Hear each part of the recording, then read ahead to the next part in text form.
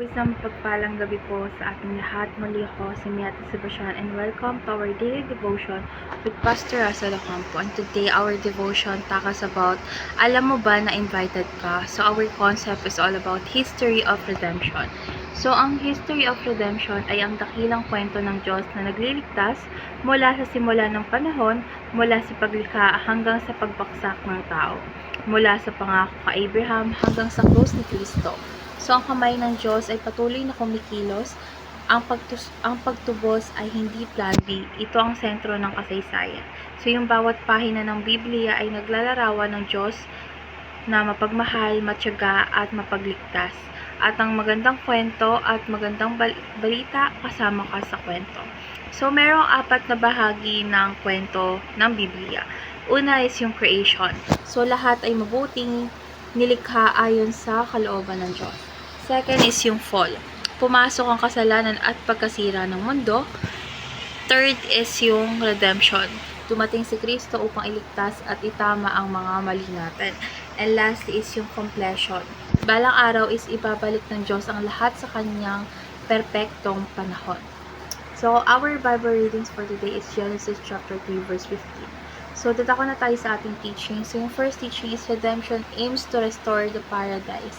So, yung plano ng Diyos ay hindi lang iligtas tayo mula sa kasalanan, kundi ibalik tayo sa tunay na buhay na kasama siya.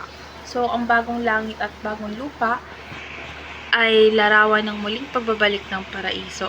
So, yung pagtubos ay may layuning ibalik ang lahat sa orihinal na kabutihan. Second is redemption begins with a victorious promise. So, sa Genesis chapter 3 verse 15, ipinangako na agad ng Diyos ang tagapagligtas na dudurog ng ulo ng ahas. So, sa simula pa lang ng pagbaksak, may pag-asa na. So, ang krus ni Kristo ang katuparan ng pangakong ito. Last is redemption invites us to become part of its story. So, hindi ka lang tagapanood, inaanyayahan ka lang Diyos na maging kabahagi ng kanyang layunin. So, sa pamamagitan ni Kristo, tayo ginawang bagong nilalang at tinatawag upang magdala ng pag-asa sa iba dahil tayo ay mga tagapaghatid ng pagtubos sa mundo. So, ngayon dadako na tayo sa ating application. So, yung first application is show your redeemed life. So, dapat tayong mamuhay bilang patotoo ng bagong buhay kay Kristo. May kabanalan, may kapayapaan, at may layunin. So, ipakita natin ito sa ating mga asal na hindi ka naalipin ng kasalanan. So, ang buhay na binago ng Diyos ay buhay na nagniningning. Second is share the redemptive love of God. So, dapat ang pag-ibig na tumubos sa atin ay hindi dapat itago. So, dapat natin ipahayag ito sa ating pamilya, kaibigan, at mga nangangailangan ng pag-asa. So, dapat maging saksi tayo sa kabutihan ng Diyos. And last is spread redemption as far as the curse is found.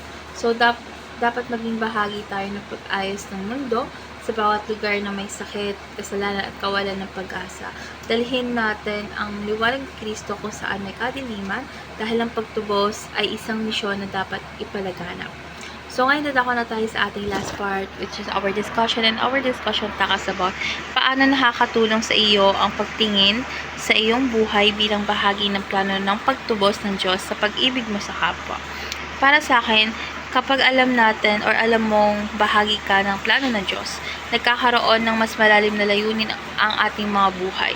Hindi ka basta o hindi lang tayo basta-basta lang nabubuhay dahil tayo ay tinubos upang magmahal, magpatawad at maglingkod. So kapag naranasan natin na ang pag-ibig ng Diyos na tumubos sa atin, mas nagiging madali ang magmahal sa mga taong mahirap mahalin dahil alam mong ikaw man ay niligtas sa kabila ng iyong kahinaan, kaya nagiging bukas ang puso mong magbigay para sa grasya ng iba.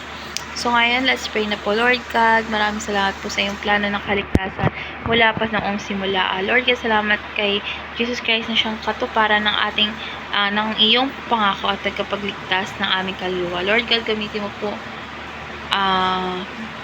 po kami upang maging daluyan ng iyong pagtupos sa aming pamilya, kaibigan at sa buong mundo. Naway makita sa amin ang buhay, ang liwanag ng bagong nilikha. Sa pangalan ni Jesus, Amen.